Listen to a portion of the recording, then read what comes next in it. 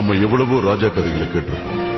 ராஜா கதைகள்னாலே வியக்க வைக்கிற அரண்மனை, விண்ணையே முத்தமிடுற அளவுக்கு உயர்ந்த கோட்டையின் கோபுரங்கள், கண்ணை கவரும் கார்மேக தோரணங்கள், வங்கக்கடலையும் தடுத்து நிறுத்தும் வாயிற்கதவு, அண்டை நாட்டவரை அண்டவிடாத அகழி, மன்னனையும் மக்களையும் மாற்றானிடத்திலிருந்து காப்பாற்றும் மதிர்ச்சுவர்கள், படோடோபமான அறைகள், சிங்க மன்னனை தாங்கிச் செல்லும் தங்க ரதங்கள், ஆயுதச் சாலைகள், அடிமைகளை அடைத்து வைக்கும் சிறைச்சாலைகள், இவை அனைத்தும் ஒன்று சேர்ந்ததுதான் அரண்மனை வாசல்.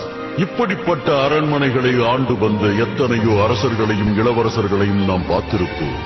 இதுவரை எந்த சரித்திரத்திலும் எந்த கதைகளிலும் சொல்லப்படாத ஒரு இளவரசனை பற்றி இப்போது நாம் பார்க்க போகிறோம். யார் அந்த இளவரசன்?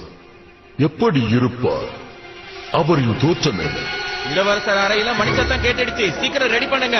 ரெடி ஆயிடுச்சு. இளவரசருடைய காலை உணவு சீக்கிரம் எடுத்துட்டு வந்து வைங்க. பணி விடைக்கு ஆட்கள், பொழுதுபோக்கிற்கு நடன மங்கைகள், இவற்றையெல்லாம் மீறி இளவரசர் கொஞ்சு விளையாட சில விலங்குகள். இப்படிதான் இன்னைக்கு வரைக்கும் நம்ம ராஜா காலத்து கதைகளை கேட்டிருக்கோம். ஆனா இந்த அரண்மனையோட இளவரசர் யார் தெரியுமா? வாங்க பார்க்கலாம். இதோ இவர்தான் நம்ம இளவரசர். குட் மார்னிங் இளவரசே. உங்களுக்கு டீ? ஓ தேங்க்ஸ். உங்களுக்கு ரொம்ப பிடிக்கும்னு செஞ்சு கொண்டு வந்திருக்கோம்.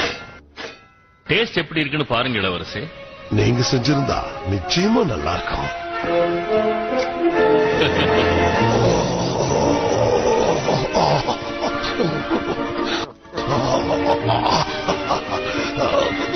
சூப்பர்.